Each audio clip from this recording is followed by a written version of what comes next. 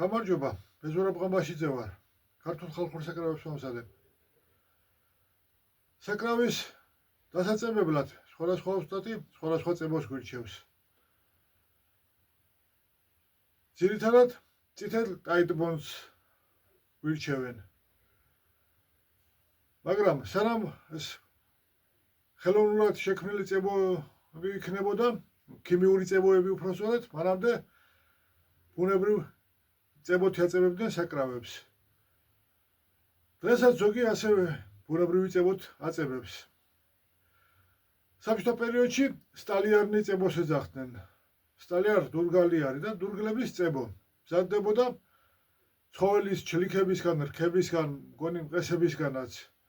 უნდა მოგემზადებინა ორმაგი ქვაბი იყო. ერთი დიდი ჭურჭელი, რომელშიც წყალი სასხავდი, შემდეგ მომცრო ჭურჭელს ჩადგავდი. წყალში იდგმებოდა ეს მომცრო ჭურჭელი, ჩაღრევდი შიგნი ამ წებოს, ხმელ იყო. დაამატებდი წყალს და შიგნით, ასე ვთქვათ, ხარშავდი. მოვსინჯე. ვიკითხე, ერთ-ერთს ჰქონდა ეს ორმაგი ჭურჭელი, თხოვე. გამოვართვი, ვიყიდე ის წებოც, ჯერ რომ სახლი ააყროლა იმ წებომ.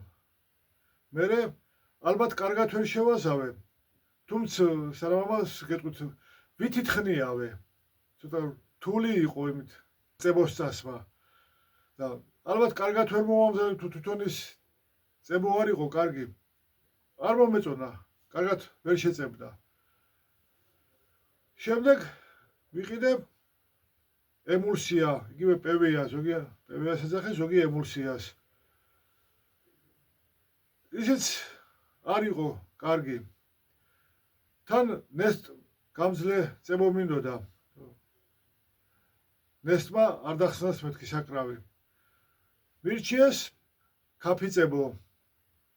კი, კარგია, ნესტი არ შლის, მაგრამ მაინც რაღაც არ მომეწონა წებოსის. კიდე რომ ვიკითხებ, შომალი მირჩიეს. ვყიდულობ, მასმერე უკვე წლებია, ესეთი 3 კილოიანია, 3 კილოიანს ვყიდულობ და შემდეგ სამუშაოდ ასეთ პატარა ჭურჭელში გადამაქ. ეს უზნაძე მჭედლიშვილის მალამოსი არის. მალამო რო დავხარჯეთ, გავასუფთავე და ასე გადმოვიღებ ხოლმე, რომ რამდენი ახტი წებოს ჰაერი მოქმედებს და აშრობს და როარ გამიშრეს და გამიფუჭდეს. ამიტომ ეს პატარა ჭურჭელში გადმოვიღებ ხოლმე და ასე ხმარობ. კარგი წებოა. და როგორ შევამოწმე? ჯერ კილოიანით ვიყიდე. ხე შევაწებე ჩვეულებრივ, მაგარია, კარგია, იჭერს. მერე წყალში ჩავაგდე, ხე გავაშალაშინე თვითონ მხარე. ორი ნაჭერი ჩამოვხერხე, გავაშალაშინე თვითონ მხარე, ჩავყარე წყალში. დასველებულიყო. ამოვიღე წყლიდან, უბრალოდ ტილო გადაუსვი იმ ნაწილს, მხოლოდ იმ ნაწილს, სადაც წებო უნდა წამესვა, წაუსვი წებო და ჭახრაკებით დავამაგრე. ზოგი სტრუფცინას ეძახის, ზოგი ზაჟიმს. 3 თუ 4 დღე ასე შეკრული მქონდა, რომ გამშრალი იყო ის ხე. დღესაც ასე მაქვს, რა ვიცი, ამდენი წლის წინანდელია შეწებებული, ვერ გავხსენი. მანამდე 10 მმ 10 მმ-ზე დაახლოებით 15 თუ 20 სანტიმეტრის სიგრძის ჯოხი ორი ჩამოვხერხე, ასე სასინჯად. იქაც ცალი მხარე გავაშალაში და მივაწებე და ერთთან საუბარში. აი მეთქი როგორი მაგარი წებოა ვერ გახსნი. მოკიდა ხელი გადაწია და გადატეხა ჯოხი.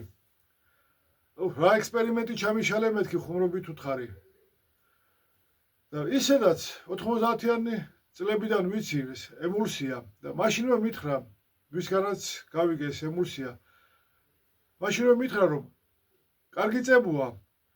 რო შეაწებებ, სხვაგან გატყდება და შეწებებული არ გაიხსნებაო. რა თქმა უნდა, კარგი წებო ასეა, სხვაგან გატყდება და შეწებებულში არ გაიხსნება. მაგრამ არის ზოგი წებო, რომელსაც ხეზე არ უნდა ვიხმაროთ, დღეს ვერ შეაწებებს. კი შეაწებებს, მაგრამ საიმედო არ არის. და ეს როგორ გავიგებ? სხვა წებოებსაც ვეძებდი, თუ არის მეთქი. და ერთ-ერთ მაღაზია ვნახე თბილისში, ეწერა, მე მგონი გერმანული ლაქი საღებავები და ლაქი. შევედი, ვკითხე, წებო ხომ არ გაგვთ მეთქი, რომ ნესტს გაუძლოს. ნესტ მედეგი მეთქი. კი, D4 წებო გვაქვს მიპასუხეს. ეგ რა არის მეთქი და D4 არისიო? არა მეთქი, არ ვიცი. აი ეს არისო, მომცეს ერთი წებო. კი, რა თქმა უნდა, კარგი იყო, მაგრამ ერთი ნაკლი ის ქონდა, რომ ნაცრისფერი იყო. პირისპირს ვერ შევაწებებდი. იქ ზოლი ჩანდა. ჭუჭის ფრად ჩანდა. უცელი კი შევაწებე ხოლმე, მაგრამ პირი ისევ ამ შომალით შევაწებე ხოლმე. შემდეგ ინტერნეტში რომ მოვძებნე ეს D4 ჩავწერე წებო D4 და იქ წავიკითხე რომ არსებობს D1, D2, D3 და D4 წებოები. D1 და D2 მარტივად ვთქვათ ქაღალდისთვის არის მხოლოდ. ხეს ვერ დაიჭერს ისე კარგად. კარგად ვერ იჭერს.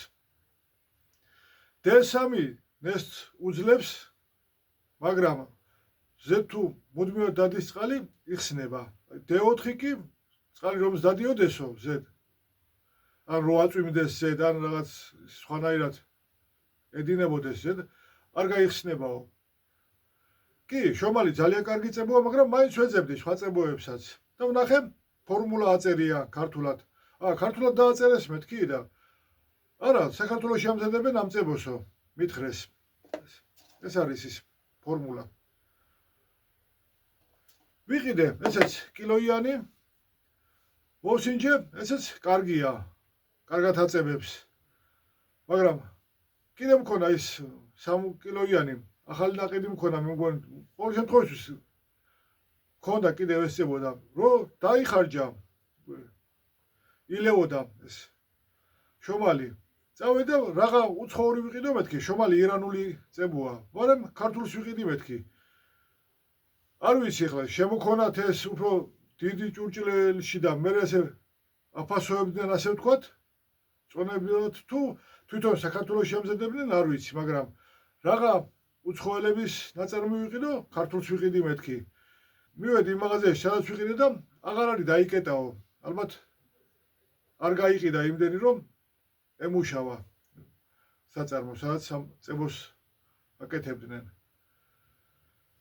ისევ შომალს ვყიდულობ. ასევე ქროუნიც მირჩიეს, ესე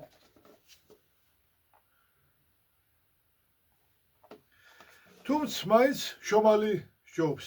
ჩემთვის ყოველ შემთხვევაში მე შომალი უკეთესი მომეჩვენა, უკეთესად იჭერს. კი, ეს ქროუნიც კარგია, მაგრამ წეგან როგორც გითხარით, თითქოს შომალმა უკეთესად დაიჭირა. მაგარი არის. ასევე სხვა კარგი წებოებიც არის. კარგი წებო რომელია? ასე რომ ნახოთ, მოსასინჯათ. სქელი უნდა იყოს. არაჟანივით სქელი. ეს უკვე კარგი წებო არის და კარგად შეაწებებს. თუ თხელი არის, ანუ ხეზე ის არ გამოდგება. ინტერნეტში რო ვეძებდი წებოებს, იქ ბევრი გვირჩევს წითელ ტაიტბონდს. მაგრამ ერთი ოსტატი ამბობდა, რომ წითელ ტაიტბონდით ვაწებებდი გიტარებს, მაგრამ დამიბრუნეს, გარანტიით ვატანდიო, რომ აი არაფერი მოუვა, დამიბრუნეს, გახსნილი იყოო. მე დავხედე და წავიკითხეო, აწერიაო, ხალხო, წაიკითხეთ რა წერია წებოებზეო. აწერია, რომ ეს დატვირთვაზე არ გამოიყენება წითელი ტაიტბონდი. რომელერს დაუჯეროთ, ხომ? ვინც ამბობს, რომ ეს არის საუკეთესო წებო საკრავებისთვის თუ იმ პიროვნებას. მე რას გვირჩევს, მწვანე ტაიტბონდი არისო. აწერია, რომ ეს დატვირთვაზეა ეს წებო გათვლილი. ის წითელი ტაიტბონდი აღარ მახსოვს, რა თქვა, ანუ სხვა დანიშნულება აქვს იმ წითელ ტაიტბონდს. ასევე მე მგონი მომენტი წებო თქვა. კარგი არისო, კარგად იჭერსო. მეც ვნახე, მე მგონი გორგიაში ვნახე, თბილისში მომენტი, მაგრამ რატომღაც აღარ ვიყიდე. სასინჯათაც აღარ ვიყიდე, როგორია მეთქი. თქვენ შეარჩიეთ, რომელიც წებოც გირჩევნიათ, რომელიც მოგეწონებათ, იმ წებოთ დააწებეთ ხოლმე საკრავები, ნებისმიერი საკრავი. ხო, ტყავზე არ ვიცი. დაწებდება თუ არა. ჭუნირის ტყავს რომ ვაწებებ, ებოქსიც ვიყენებ. ორ კომპონენტიანია, უნდა შეერიოს ერთმანეთში და ისე მზადდება. ოღონდ სიზუსტეა აუცილებელი. თუ ის თანაფარდობები აგერია, არ ხმება წებო და ვერ იჭერს. ეს წებო და ლაქი მრავალნაირია. არის ნიტრო ლაქი, პოლიურეთანი, ზეთოვანი ლაქი, წყლის ლაქი. მე ნიტრო ლაქით ვლაქავ ფანდურებს. კაკო ლაშქარაშვილის ვკითხე და ნიტრო ლაქი მირჩია, მალე შრებაო. ზეთოვანი უფრო გამძლეა, მდგრადია, მაგრამ დრო უნდა, რამოდენიმე დღე უნდა რომ გაშრეს. ნიტრო ლაქი მალე შრება. წყლის ლაქიც კარგია. მეზობელმა რემონტი გააკეთა, დარჩა ცოტა. ზურავ ეგებ გამოგადგესო. მომცა. კაი მეთქი, მოვსინჯა, მაგრამ რა იქნება მეთქი. ლაქი კარგი არის წყლის ლაქიც. შეგიძლიათ წყლის ლაქითაც გალაქოთ საკრავები. კიდევ აგრეთვე არსებობს შელლაქი ქვია. წერებისგან აკეთებენ. სპირტში იხსნება. ბევრჯერ მithქვამს, თბილისში ივანეს ქუჩაზე აკეთებდნენ მეთქი საკრავებს. ისინი შელაქით ლაქავდნენ საკრავებს, მაგრამ პირისპიცარს არ ლაქავდნენ. და ასეთი რამეც მითხრა ერთ-ერთმა, რომ არ უნდა გაილაქოს პირისპიცარი, რომ კარგი ხმა ქონდეს საკრავს. მაგრამ ნაკლი რა ქონდა იმ ივანეს ქუჩაზე აკეთებულ საკრავებს. ჭუჭყიანდებოდა პირი და ცუდი შესახედავი იყო, მოდი ასე მარტივად რო ვთქვათ. მუცელი, ტარი, გალაქული იყო, სუფთა იყო, პირი კი ჭუჭყიანი. ანუ ერთ-ერთი მთავარი დანიშნულება ლაქის არის, რომ საკრავი არ გაჭუჭყიანდეს, ლამაზად ჩანდეს. გაულაქავი პირი, იგივე პირზე რო ვისაუბროთ, რადგან ჭუჭყიანდებოდა ივანეს ქუჩაზე აკეთებული საკრავები. ვთქვათ, მუცელი, მაგალითად, ავიღოთ თუთა, ხომ? დროთა განმავლობაში თუთა მუქდება, მაინც და ის ჭუჭყი იმდენად არ დაეტყობა. პირისპიცარი კი წიწვოვანი არის, ნაძვია. ძალიან ეტყობა ჭუჭყი. ჭუჭყიანის ნახვას თან ეს ჭუჭყი ჯდება და ისედაც ბორკავს, ხომ? პირის რხევას და ბარემ სუფთა პირი იყოს. თუ მაინც უნდა შეიბორკოს პირის რხევა, ხომ? ჯობს სუფთა იყოს საკრავი. ამიტომ აუცილებელია რომ პირისპიცარის გაილაქოს. თან თუ კი ასეთ ცუდია ლაქი. ყველა ლაქავს, ხომ? გინდ გიტარა, გინდ ვიოლინო, გინდ სხვა ნებისმიერი საკრავი პირისპიცარს ლაქავენ. რო ზღუდავდეს ხევებს და საკრავის ხმას აფუჭებდეს, მაშინ არ გალაქავდნენ, ხომ? ამიტომ პირიც უნდა გავლაქოთ. ოღონდ ერთი რამ უნდა გავითვალისწინოთ. ბევრი ლაქიც არ ვარგა, რომ არ უნდა შებორკოს საკრავი. ბევრს წაუსმევს, ძალიან სქელი იქნება და თუნდაც შეიძლება სისქემ ვეღარ შეარხიოს ისე კარგად, აღარ შეირხეს. სისქემ შეუშალოს რხევას. და ძალიან თხელი ლაქიც არ ვარგა, რომ ადვილად არ გაცვდეს ლაქი. ბევრჯერ გინახავთ ალბათ, რომ დაკვირისას პირისპიცარი გაცვეთილია ხოლმე, ასეც ამობენ, რომ შეჭამა ფანდურიო. მე მგონი კაკოსგან მოვისმინე ასეთი ეს გამონათქვამი, რომ ვიღაცაზე მითხრა, არ მახსოვს, ამდენი წლის წინ იყო კაკოსთან, რომ საუბრობდი ხოლმე. პირისპიცარს ჭამსო, დაკვირით, ბევრს უკრავდა, მალე ცვეთავდა ხოლმე პირისპიცარს. კი, რა თქმა უნდა, ლაქი ვერ დაიცავს, პირი არ გაცვდეს, მაგრამ მაინც უნდა გავლაქოთ, რომ არ გაჭუჭყიანდეს. ასე რომ ესეც გამოცდილებით არის უკვე.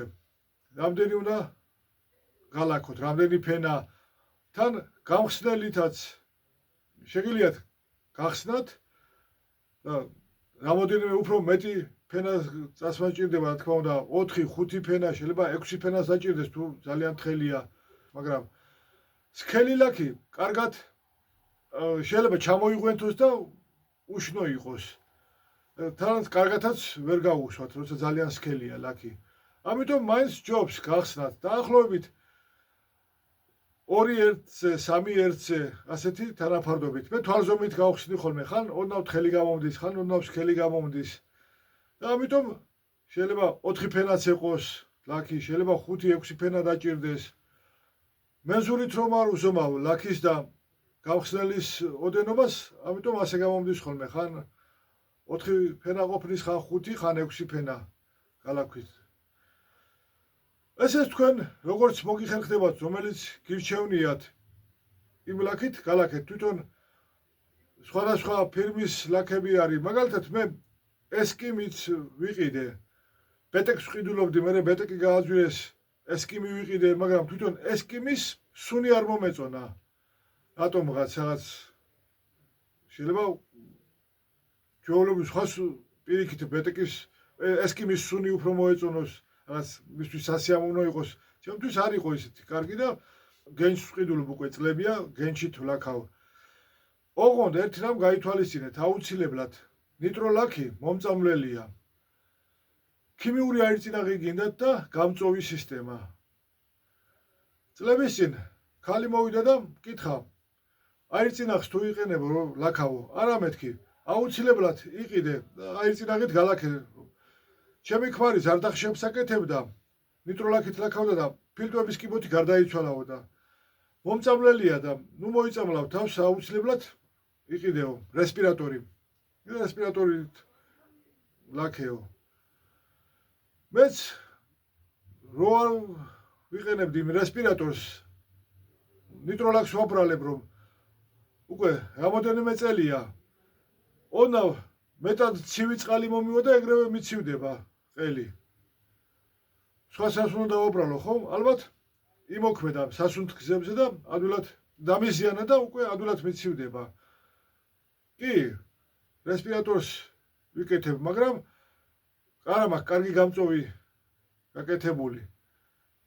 სრულად ვერ გააქვს, მაინც არის ხოლმე ლაქის სუნი. რა თქმა უნდა, ცოტა ეს დახურული კუთხე გავაკეთე სახელოსნოში, გავლაქავ ხოლმე, დავხურავ, რომ ნაკლები გამოვიდეს ის ლაქის. ნაკლებად ვისუნთქო, მაგრამ მაინც ცოტა გამოდის ხოლმე. სანამ გავლაქავ ალბათ, მანამდე გამოდის სახელოსნოში. რაც უფრო კარგი გამწოვი გექნებათ, მით უკეთესია. თუ საერთოდ ცალკე ოთახი იქნება, გაქვთ მაგის საშუალება, რომ ცალკე ოთახი გქონდეთ, სჯობს. ეს ცალკე გალაქავთ, დახურავთ, დახურული კარით გალაქავთ, რომ არ გამოვიდეს სხვა სივრცეში ის ლაქის სუნი და გამოხვალთ, მერე ასე იმუშავებთ. წყლის ლაქს არც სუნი აქვს ისეთი ცუდი და არც წამლავს. ასევე ზეთოვანი ლაქი. სხვა ლაქები არ ვიცი. ვერაფერს გეტყვით სხვა ლაქებზე, სხვადასხვა ლაქი აკეთებს სხვადასხვა შემცველობის და ამაზე ვერაფერს გეტყვით. თქვენც მოსინჯეთ, რომელ ლაქსაც მოიხერხებთ, იმ ლაქით გალაქეთ ხოლმე საკრავები. დღეს კი დაგემშვიდობებით. მომავალ შეხვედრამდე.